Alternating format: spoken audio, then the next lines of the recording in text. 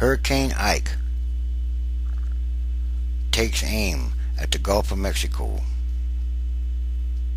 Powerful Hurricane-Ike is rolling down an uncertain path that may lead to the U.S. Gulf Coast later this week, now forcing emergency officials to pay attention.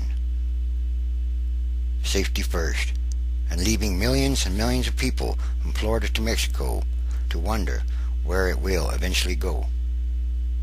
Officials in the Florida Keys started a phased evacuation for the residents Sunday morning after telling visitors a day earlier to get out.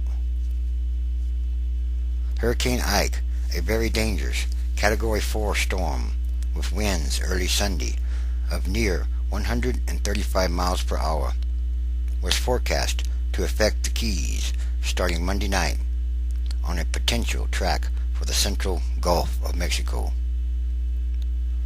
Hurricane-Ike roared across the low-lying Turks and Caicos island chain before dawn Sunday, as people in the British territory sought refuge in emergency shelters or in their homes. A hurricane watch is issued. The center said a hurricane watch, the National Hurricane Center, issued a hurricane watch at 11 a.m. for the Florida Keys from Ocean Reef, Florida, southward. These storms have a mind of their own, the governor of Florida said after a meeting Saturday with mayors and emergency officials. There are no rules, so what we have to do is be prepared, be smart, extra vigilant, and alert. Safety first. Florida Keys officials began resident evacuations on the low-lying chain of islands in phases, starting at the end in Key West and continuing throughout the day. We do understand the inconvenience of evacuations for Keys residents and visitors, but their safety is our top priority, said the Monroe County Administrator. It's just too close to not react to it. Too dangerous. More havoc and chaos expected.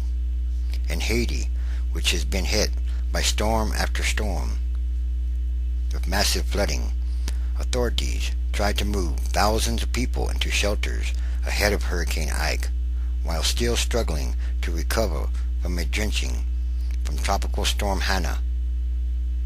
Rescue workers now fear that Hanna's death toll could rise into the hundreds, if not more, in the flooded cities of Haiti. And Louisiana, still recovering from last week's Hurricane Gustav, and yes, Gustav did do some damage, billions of dollars in damage. It's possibly hurt the state's fishing industry and the ecosystem of southern Louisiana. It felled a lot of trees, a whole bunch of trees, and it's also eroded the coastline even more, even though it missed New Orleans. And there's this thing about the evacuations. Evacuations of big cities, of big areas of land, of all the people living on it, they cost a lot of money. And it costs the people a lot of money too. It's expensive to stay in a motel room. It's expensive to fill up their tanks of gasoline. In Louisiana, the governor set up a task force to prepare for the possibility of even more havoc and even more evacuations. We're not hoping for another strike, another storm, but we're ready, he said. Even as Gustav evacuees are headed home, it could be like, here we go again, New Orleans mayor said. Officials were also anxiously monitoring Ike on a projected path toward the Gulf. Our citizens are weary and they're tired and have spent a lot of money evacuating from Hurricane Gustav, and now they could possibly have to do it again. He also added that if Ike were to threaten, my expectations this time is it will be very difficult to move the kind of numbers out of the city that we moved during Hurricane Gustav. People just don't have the money to continuously or to keep evacuating time and time again. That could make it worse. Yes, these are warnings. And yes, this hurricane season is different. Somehow it's different from all the others. Remember Hurricane Faye? Hurricane Faye made landfall in Florida 4 times for one storm. Kept going in and going out. It was a boomerang hurricane, whatever that means exactly.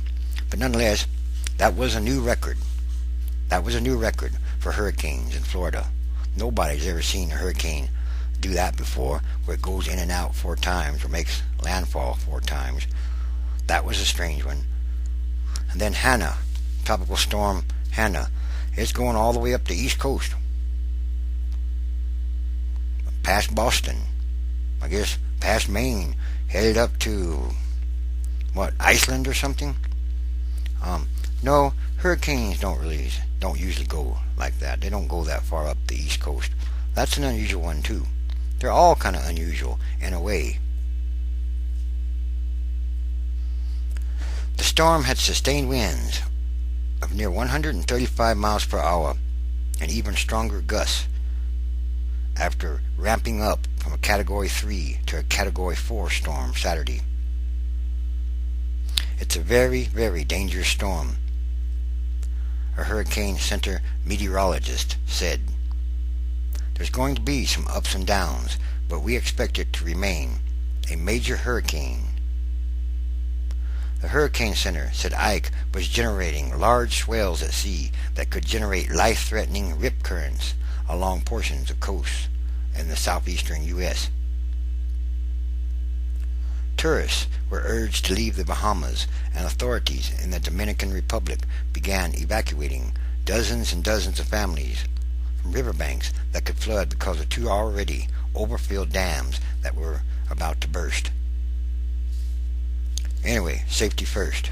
And yes, more hurricanes are on their way to America. And yes, they are different. There's not many lulls in between. And there could be more tropical storms or hurricanes after Ike even. Anyway, Hurricane-Ike is a very potentially dangerous hurricane. Has very fierce winds, and yes, the projected path is to hit the Gulf of Mexico again. So here we go again, America. These are all warnings, and these are all more signs of the end times, transition days. There's something up with the weather. The weather is acting very strange around the world. What with the melting ice caps and cracks in the Greenland glaciers, giant ice shelves breaking off up there in northern Canada, creating icebergs as big as the city of Manhattan or Manhattan Island. No, there's some things going on with the climate or the weather that nobody really understands precisely yet.